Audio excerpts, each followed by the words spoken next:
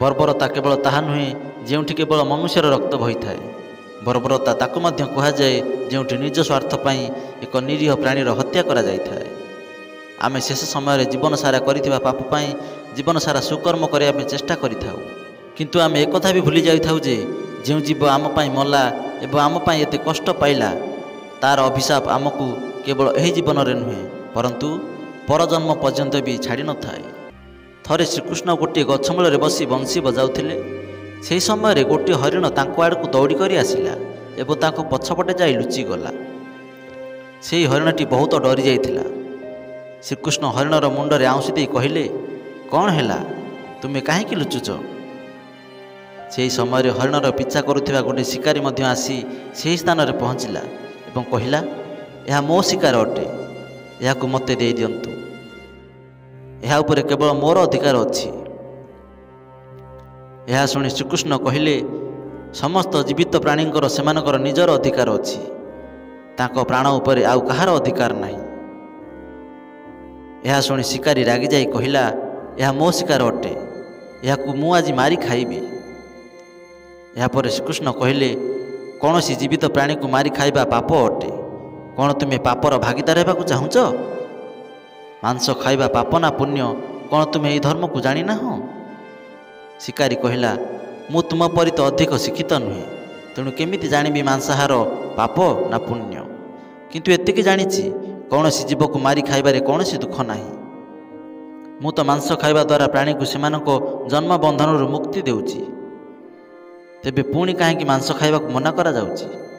ଆଉ ମଧ୍ୟ ମୁଁ ଏହାକୁ ମାରି ତାକୁ ନିଚ ଜୁନିରୁ ମୁକ୍ତ କରି ପୁଣ୍ୟ ହିଁ କରୁଛି। ପୁଣି ଏହା ପ୍ରତି ବିରୋଧ କାହିଁକି? ଏହାକୁ ତ ପ୍ରୋତ୍ସାହିତ କରିବା କଥା। ଯାହା ମୁଁ ଶୁଣିଛି ଯେ ଜୀବହତ୍ୟା କଥା ଶାସ୍ତ୍ରରେ ମଧ୍ୟ ଲେଖା ହୋଇଛି। ରାଜାମାନେ ମଧ୍ୟ ଶିକାର କରିବାକୁ ଭଲ ପାଆନ୍ତି, ତେବେ କାହିଁକି ମାଂସାହାର ଏକ ଖରାପ ପ୍ରବୃତ୍ତି ଅଟେ? ଏହା କାହିଁକି ପାପ ଶ୍ରେଣୀରେ ଆସିଥାଏ? ଆପଣ ହିଁ କୁହନ୍ତୁ, ମାଂସାହାର ପାପ ନା ପୁଣ୍ୟ ଅଟେ? ଭଗବାନ ଶ୍ରୀକୃଷ୍ଣ ବୁଝିଗଲେ ଯେ ଏହି ଲୋକଟି ମାଂସାହାର କରୁଥିବା ଯୋଗୁଁ ଏହାର ବୁଦ୍ଧି ଭ୍ରଷ୍ଟ ହୋଇଗଲାଣି, ଏହାର ଚିନ୍ତା କରିବା ଏବଂ ବୁଝିବା ଶକ୍ତି ମଧ୍ୟ ହରାଇ ସାରିଲାଣି। ପୁଣି ଶ୍ରୀକୃଷ୍ଣ କହିଲେ, ଏ ବିଷୟରେ ମୁଁ କୌଣସି ରାୟ ଦେବି ନାହିଁ। ମୁଁ ତୁମକୁ ଗୋଟିଏ ଛୋଟିଆ କଥାଟିଏ ଶୁଣାଉଛି, ଏହାକୁ ସମ୍ପୂର୍ଣ୍ଣ ଶୁଣିଲା ପରେ ତୁମେ ହିଁ କହିବ ଯେ ମାଂସାହାର ପାପ ନା ପୁଣ୍ୟ ଅଟେ। ଏହା ଶୁଣି ଶିକାରୀ ଭାବିଲା, ଏଥିରେ ତ ମୋର କୌଣସି କ୍ଷତି ନାହିଁ, ତେବେ ଯାଉଛି ଏହି କଥାଟିକୁ ଶୁଣି ନେବି, ମୋର ମନୋରଞ୍ଜନ ବି ହୋଇଯିବ ଏବଂ ଏହାର ମାଂସ ମଧ୍ୟ ମିଳିଯିବ। ଏହାପରେ ଭଗବାନ ଶ୍ରୀକୃଷ୍ଣ ଆରମ୍ଭ କଲେ। ଥରେ ମଗଧରେ ଅନ୍ନର କମ୍ ଉତ୍ପାଦନ ହେତୁ ଖାଦ୍ୟ ସଙ୍କଟ ଦେଖାଗଲା। ତେଣୁ ରାଜା ଚିନ୍ତା କଲେ, ଯଦି ଏହାର କୌଣସି ସମାଧାନ ନ କରାଯାଏ ତେବେ ସଂଗୃହୀତ ଖାଦ୍ୟ ମଧ୍ୟ ସରିଯିବ ଆଉ ସଙ୍କଟ ଅତି ଗମ୍ଭୀର ହୋଇଯିବ। ତେଣୁ ରାଜା ନିଜ ସଭାରେ କହିଲେ, ଏ ଖାଦ୍ୟ ସମସ୍ୟାକୁ ଦୂର କରିବା ପାଇଁ ସବୁଠାରୁ ଶସ୍ତା ଜିନିଷ କ'ଣ ଅଛି? ଏହା ଶୁଣି ମନ୍ତ୍ରୀମାନେ ଚିନ୍ତାରେ ପଡ଼ିଗଲେ। ଚାଉଳ, ଗହମ, ଆଳୁ ଏହିସବୁ ଜିନିଷକୁ ଉତ୍ପାଦନ କରିବା ପାଇଁ ତ ବହୁତ ପରିଶ୍ରମ କରିବାକୁ ପଡ଼ିଥାଏ। ଏହିସବୁ ଖାଦ୍ୟ ପଦାର୍ଥ ସେତେବେଳେ ଭଲ ଚାଷ ହୋଇଥାଏ ଯେତେବେଳେ ପ୍ରକୃତିର କୌଣସି କୋପ ନଥାଏ। ଏମିତିରେ ତ କୌଣସି ବସ୍ତୁ ଶସ୍ତା ନାହିଁ। ଏହି ସମୟରେ ଶିକାର କରିବାକୁ ଭଲ ପାଉଥିବା ଜଣେ ମନ୍ତ୍ରୀ ଏହା ଶୁଣି ଭାବିଲେ, ଏହା ହିଁ ସବୁଠାରୁ ପ୍ରକୃଷ୍ଟ ସମୟ ଅଟେ। ସାରା ରାଜ୍ୟରେ ଆଖିବୁଜା ଶିକାର କରିବା ପାଇଁ ରାଜାଙ୍କଠାରୁ ଅନୁମତି ନେଇଗଲେ ବଢ଼ିଆ ହେବ। ଏହାପରେ ସେ ମନ୍ତ୍ରୀ ସଭାରେ କହିଲେ ଯେ ସବୁଠାରୁ ଶସ୍ତା ଖାଦ୍ୟ ପଦାର୍ଥ ହେଉଛି ମାଂସ। ଏହା ପାଇଁ ଧନର କୌଣସି ଆବଶ୍ୟକତା ନଥାଏ ଆଉ ପୁଷ୍ଟିକର ଖାଦ୍ୟ ମଧ୍ୟ ମିଳିଥାଏ। ଏହା ଶୁଣି ସମସ୍ତେ ଏହାକୁ ସମର୍ଥନ କଲେ, କିନ୍ତୁ ମଗଧର ପ୍ରଧାନମନ୍ତ୍ରୀ ଏବେ ବି ଚୁପ୍ ଥିଲେ। ଏହା ଦେଖି ରାଜା ପଚାରିଲେ, ପ୍ରଧାନମନ୍ତ୍ରୀ, ଆପଣ କାହିଁକି ଚୁପ୍ ଅଛନ୍ତି? ଆପଣଙ୍କ ମତ ମଧ୍ୟ ରଖନ୍ତୁ। ପ୍ରଧାନମନ୍ତ୍ରୀ କହିଲେ, ମୁଁ ଏହା ମାନୁନାହିଁ ଯେ ମାଂସ ସବୁଠାରୁ ଶସ୍ତା ପଦାର୍ଥ ଅଟେ, ତଥାପି ଏହା ଉପରେ ମୁଁ କାଲି ମୋର ରାୟ ରଖିବି। ତାପରେ ସେହି ରାତିରେ ମାଂସ ପାଇଁ ପ୍ରବର୍ତ୍ତାଉଥିବା ସେ ମନ୍ତ୍ରୀଙ୍କ ଘରେ ଯାଇ ପ୍ରଧାନମନ୍ତ୍ରୀ ହାଜର ହୋଇଗଲେ। ଏତେ ରାତିରେ ନିଜ ଘରେ ପ୍ରଧାନମନ୍ତ୍ରୀକୁ ଦେଖି ସେହି ମନ୍ତ୍ରୀ ଆଶ୍ଚର୍ଯ୍ୟ ହୋଇଗଲେ। ସେ ଭାବିଲେ, ନିଶ୍ଚୟ କୌଣସି ଅନିଷ୍ଟ ହୋଇଛି। ପ୍ରଧାନମନ୍ତ୍ରୀ କହିଲେ, ରାଜସଭା ସମାପ୍ତ ପରେ ମହାରାଜ ସନ୍ଧ୍ୟା ସମୟରେ ଅସୁସ୍ଥ ହୋଇପଡ଼ିଲେ। ତାଙ୍କର ସ୍ୱାସ୍ଥ୍ୟ ବହୁତ ଖରାପ ହୋଇଯାଇଛି। ରାଜବୈଦ୍ୟ କହିଛନ୍ତି, ଯଦି କୌଣସି ଶକ୍ତିଶାଳୀ ମନୁଷ୍ୟଠାରୁ 2 ତୋଳା ମାଂସ ମିଳିଯାଆନ୍ତା ତେବେ ରାଜାଙ୍କର ଜୀବନ ବଞ୍ଚିଯାଆନ୍ତା। ଆପଣ ମହାରାଜାଙ୍କର ସବୁଠାରୁ ବିଶ୍ୱସ୍ତ ଅଟନ୍ତି, ସେଥିପାଇଁ ଆପଣଙ୍କ ଛଡ଼ା ଆଉ କିଏ ଅଧିକ ଯୋଗ୍ୟ ହୋଇପାରିବ? ସେଥିପାଇଁ ଆପଣ ଯାହା ବି ମୂଲ୍ୟ ମାଗିବେ ଆପଣଙ୍କୁ ଦିଆଯିବ। ଯଦି ଆପଣ କହିବେ ଏଥିପାଇଁ ମୁଁ ଆପଣଙ୍କୁ 1,00,000 ସ୍ୱର୍ଣ୍ଣ ମୁଦ୍ରା ଦେବାକୁ ବି ପ୍ରସ୍ତୁତ ଅଛି। ଆପଣ ଚାହିଁଲେ ରାଜ୍ୟର କୌଣସି ଅଂଶ ମଧ୍ୟ ନେଇପାରିବେ। କେବଳ ଆପଣଙ୍କ ଇଚ୍ଛା କ'ଣ କୁହନ୍ତୁ, ମୁଁ କଂସେଇ ଦ୍ୱାରା ଆପଣଙ୍କ ହୃଦୟରୁ କେବଳ 2 ତୋଳା ମାଂସ ନେଇଯିବି। ଏହା ଶୁଣି ମନ୍ତ୍ରୀଙ୍କର ଚେହେରାର ରଙ୍ଗ ଉଡ଼ିଗଲା। ସେ ଭାବିଲେ, ଯଦି ମୋର ଜୀବନ ହିଁ ନ ରହିବ ତେବେ ମୁଁ 1,00,000 ସ୍ୱର୍ଣ୍ଣ ମୁଦ୍ରା ନେଇ କ'ଣ କରିବି? ଆଉ ରାଜ୍ୟର ଭାଗ ମୋର କ'ଣ କାମରେ ଆସିବ? ସେ ସାଙ୍ଗେ ସାଙ୍ଗେ ତାଙ୍କ ଘର ଭିତରକୁ ଦୌଡ଼ିଲେ ଏବଂ ଟ୍ରେଜରରୁ 1,00,000 ସ୍ୱର୍ଣ୍ଣ ମୁଦ୍ରା ନେଇକି ଆସିଲେ। ଏହି ମୁଦ୍ରା ଦେଇ ସେ ପ୍ରଧାନମନ୍ତ୍ରୀଙ୍କ ଗୋଡ଼ ତଳେ ପଡ଼ିଗଲେ ଏବଂ କାନ୍ଦି କାନ୍ଦି କହିଲେ, ପ୍ରଧାନମନ୍ତ୍ରୀ ମହାଶୟ, ମୁଁ ଆପଣଙ୍କ 1,00,000 ସ୍ୱର୍ଣ୍ଣ ମୁଦ୍ରାରେ ମୋର ଆଉ 1,00,000 ସ୍ୱର୍ଣ୍ଣ ମୁଦ୍ରା ମିଶାଉଛି। ଏହି ସ୍ୱର୍ଣ୍ଣ ମୁଦ୍ରାକୁ ନେଇ ଆପଣ ଅନ୍ୟ କୌଣସି ମନ୍ତ୍ରୀଙ୍କ ପାଖକୁ ଯାଆନ୍ତୁ, ତାଙ୍କର ହୃଦୟର ମାଂସ କିଣି ନିଅନ୍ତୁ, କିନ୍ତୁ ମୋତେ ଛାଡ଼ି ଦିଅନ୍ତୁ। ଏକଥା ଯେମିତି ଆଉ କାହାକୁ ଜଣା ନ ପଡ଼େ। ମୁଁ ଆପଣଙ୍କୁ ବିନତି କରୁଛି। ଏସବୁ ପ୍ରଧାନମନ୍ତ୍ରୀ ବୁଝିସାରିଥିଲେ। ସେ କେବଳ ଟିକିଏ ମାଂସ ଦ୍ୱାରା ତାଙ୍କୁ ଆଉ ଟିକିଏ ଡରାଇବାକୁ ଚାହୁଁଥିଲେ। ପୁଣି ପ୍ରଧାନମନ୍ତ୍ରୀ କହିଲେ, ମନ୍ତ୍ରୀ ମହାଶୟ, ଆପଣଙ୍କ ଶରୀର ବହୁତ ବଳଶାଳୀ ଅଟେ। ଆପଣଙ୍କ ଚେହେରା ମହାରାଜଙ୍କ ଚେହେରା ସହିତ ମିଶିଯାଉଛି। ସେଥିପାଇଁ ରାଜବୈଦ୍ୟ ଖାସ୍ ଆପଣଙ୍କ ନାଁ ନେଇ କହିଛନ୍ତି। ଆପଣଙ୍କ ଦାନ ଦ୍ୱାରା ଆମର ଏକ ଭଲ ରାଜାଙ୍କର ଜୀବନ ବଞ୍ଚିଯାଇପାରେ। ଯଦି ଆପଣ କହିବେ ତେବେ ମୁଁ ଆପଣଙ୍କୁ ପ୍ରଧାନମନ୍ତ୍ରୀ ପଦ ଦେବା ପାଇଁ ବି ପ୍ରସ୍ତୁତ ଅଟେ। ଆଉ ମୁଁ ଆପଣଙ୍କର କର୍ମଚାରୀ ହୋଇ ରହିବି, କିନ୍ତୁ ପ୍ରଜାଙ୍କଠାରୁ ଆମ୍ଭ ରାଜାଙ୍କୁ ଛଡ଼େଇ ନିଅନ୍ତୁ ନାହିଁ। ମନ୍ତ୍ରୀ ମନେ ମନେ ଭାବିଲେ, ଆରେ ଆରେ, ମୁଁ ତ ଏଠାରେ ସମ୍ପୂର୍ଣ୍ଣ ଭାବେ ଫସିଗଲି। ସଙ୍ଗେ ସଙ୍ଗେ ସେ ଅଙ୍ଗବସ୍ତ୍ର ପିନ୍ଧି ପଡ଼ି ପାଦରେ ଜୋତା ମଧ୍ୟ ପିନ୍ଧି ପଡ଼ିଲେ।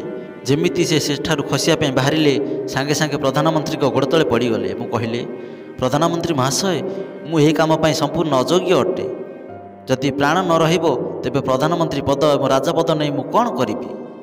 ଯଦି ଆପଣ ଚାହିଁବେ ତେବେ ମୋର ସବୁକିଛି ନେଇଯାଆନ୍ତୁ, କିନ୍ତୁ ମୋର ପ୍ରାଣ ନିଅନ୍ତୁ ନାହିଁ।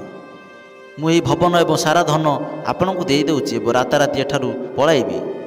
ଏତିକି କହି ସେ ତାଙ୍କର ଘୋଡ଼ା ଆଡ଼କୁ ଦୌଡ଼ିଲେ ଏବଂ ଯେମିତି ସେ ଲଗାମକୁ ଧରିଯିବା ପାଇଁ ବାହାରିଛନ୍ତି, ଏପଟୁ ପ୍ରଧାନମନ୍ତ୍ରୀ ଡାକ ଛାଡ଼ିଲେ, ଆରେ ତୁମର ପରିବାରକୁ ତୁମେ ଛାଡ଼ି ଚାଲିଯାଉଛ ଯେ? ଏହା ଶୁଣି ମନ୍ତ୍ରୀ କହିଲେ, ମୋ ପ୍ରାଣ ଠାରୁ କିଛି ବି ପ୍ରିୟ ନାହିଁ। ଯେବେ ପ୍ରାଣ ରହିବ ନାହିଁ ତେବେ ପରିବାର ନେଇ କ'ଣ କରିବି? ଜୀବନ ବଞ୍ଚିଲେ ଏମିତି ହିଁ ସୁଖରେ ରହିଯିବି। ଏତିକି କହି ସେ ସାଙ୍ଗେ ସାଙ୍ଗେ ଘୋଡ଼ା ଉପରେ ବସି ପଡ଼ିଲେ ଏବଂ ଯେତେବେଳେ ଯିବା ପାଇଁ ବାହାରିଲେ, ପ୍ରଧାନମନ୍ତ୍ରୀ ଘୋଡ଼ାର ଲଗାମକୁ ଧରି କହିଲେ, ତୁମେ କେଉଁଆଡ଼େ ଯିବାର ଆବଶ୍ୟକତା ନାହିଁ। ତୁମେ ଘରେ ଶାନ୍ତିର ସହିତ ରୁହନ୍ତୁ। ମୁଁ ଆଉ କେଉଁଆଡ଼େ ପ୍ରୟାସ କରୁଛି। ଏହା କହି ପ୍ରଧାନମନ୍ତ୍ରୀ ସେଠାରୁ ଚାଲିଗଲେ। ପ୍ରଧାନମନ୍ତ୍ରୀ ଗଲା ପରେ ମନ୍ତ୍ରୀଙ୍କ ଦେହରେ ଜୀବନ ପଶିଲା, କିନ୍ତୁ ଶାନ୍ତିରେ ଆଉ ଶୋଇପାରିଲେ ନାହିଁ।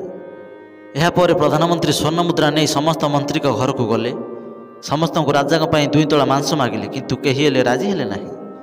ସମସ୍ତେ ନିଜର ଜୀବନ ବଞ୍ଚିବା ପାଇଁ ଯେତେ ପାରିଲେ ସେତେ ଅଧିକ ସ୍ୱର୍ଣ୍ଣ ମୁଦ୍ରା ଦେଇଦେଲେ। ଏହି ପ୍ରକାରରେ ପ୍ରଧାନମନ୍ତ୍ରୀ ଗୋଟିଏ ରାତିରେ କୋଟି କୋଟି ସ୍ୱର୍ଣ୍ଣ ମୁଦ୍ରା ଜମା କରିନେଲେ ଏବଂ ସକାଳ ହେବା ପୂର୍ବରୁ ନିଜ ମହଲରେ ପହଞ୍ଚିଗଲେ। ତା ପରଦିନ ରାଜସଭାରେ ସମସ୍ତ ମନ୍ତ୍ରୀ ସମୟ ପୂର୍ବରୁ ହାଜର ହୋଇଗଲେ। ସମସ୍ତେ ଏହା ଜାଣିବାକୁ ଚାହୁଁଥିଲେ ଯେ ରାଜା ସୁସ୍ଥ ଅଛନ୍ତି ନା ନାହିଁ, କିନ୍ତୁ କେହି କାହାକୁ କିଛି ହେଲେ କହୁନଥିଲେ। ସମସ୍ତେ ରାଜବୈଦ୍ୟଙ୍କୁ ଦେଖା କରିବାକୁ ଚାହୁଁଥିଲେ, ଯାହାଦ୍ୱାରା ରାଜାଙ୍କର ସ୍ୱାସ୍ଥ୍ୟ ଅବସ୍ଥା ବୁଝି ହେବ। ସେପଟେ ପ୍ରଧାନମନ୍ତ୍ରୀ ସମସ୍ତ ସୈନ୍ୟକୁ ଆଦେଶ ଦେଇଥିଲେ, ଯେ ପର୍ଯ୍ୟନ୍ତ ମହାରାଜ ରାଜସଭାକୁ ନ ଆସିଛନ୍ତି ସେ ପର୍ଯ୍ୟନ୍ତ କୌଣସି ମନ୍ତ୍ରୀ ମହଲ ବାହାରକୁ ଯିବା ପାଇଁ ଅନୁମତି ନାହିଁ। କିଛି ସମୟ ପରେ ରାଜା ଯେମିତି ଆସନ୍ତି ସେମିତି ଆସିଲେ ଏବଂ ଚିରାଚରିତ ଢଙ୍ଗରେ ସିଂହାସନରେ ବିରାଜମାନ କଲେ।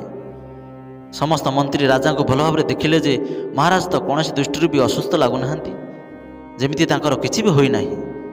ପ୍ରଧାନମନ୍ତ୍ରୀ କ'ଣ ଆମକୁ ମିଛ କହିଲେ? ସବୁ ମନ୍ତ୍ରୀମାନେ ମନେ ମନେ ଏହି କଥା ବିଚାର କରୁଥାନ୍ତି, କିନ୍ତୁ କେହି ହେଲେ ଅନ୍ୟ କାହାକୁ ଜଣାଉନଥାନ୍ତି।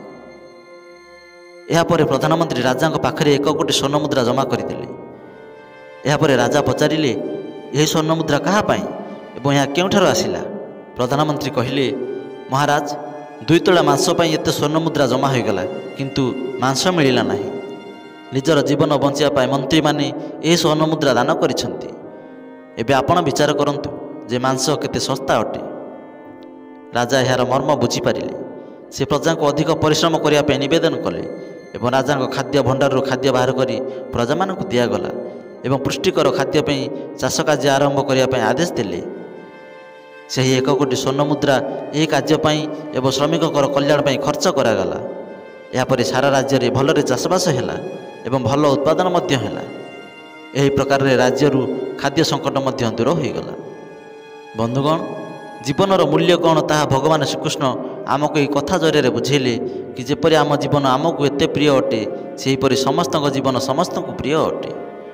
ତେଣୁ ନିଜ ହୃଦୟରୁ ଅନ୍ୟ ହୃଦୟର ଅବସ୍ଥା ଟିକେ ଚିନ୍ତା କରନ୍ତୁ। ଯଦି ସଂସାର ସମ୍ବନ୍ଧରୁ ମୁକ୍ତ କରିବା ତର୍କ ଠିକ୍ ଅଟେ, ଯଦି ଜୀବ ହତ୍ୟା ଜୀବକୁ ସଂସାର ବନ୍ଧନରୁ ମୁକ୍ତ କରିବାର ଉପାୟ ଠିକ୍ ଅଟେ, ତେବେ ଅତ୍ୟାଚାରୀମାନଙ୍କ ଦ୍ୱାରା କରାଯାଉଥିବା ନରସଂହାର ବି ମାନ୍ୟ ଅଟେ। ସେମାନେ ବି ଏହି ତର୍କ କରିପାରିବେ ଯେ ସେମାନେ ଲୋକମାନଙ୍କୁ ସଂସାର ବନ୍ଧନରୁ ମୁକ୍ତ କରାଉଛନ୍ତି ବୋଲି। ଯଦି କୌଣସି ଜୀବନ ନିଜ ପାଇଁ ବୋଝ ହୋଇଥାନ୍ତା, ତେବେ ସେ ଜୀବନ ବଞ୍ଚିବା ପାଇଁ ସଂଘର୍ଷ କରୁନଥାନ୍ତା। ଯେଉଁ ଜୀବକୁ ଆପଣ ମାରି ଖାଉଛନ୍ତି, ସେମାନଙ୍କୁ ନିଜ ଜୀବନ ବଞ୍ଚିବା ପାଇଁ କୌଣସି ଅବସର ମିଳିନଥାଏ।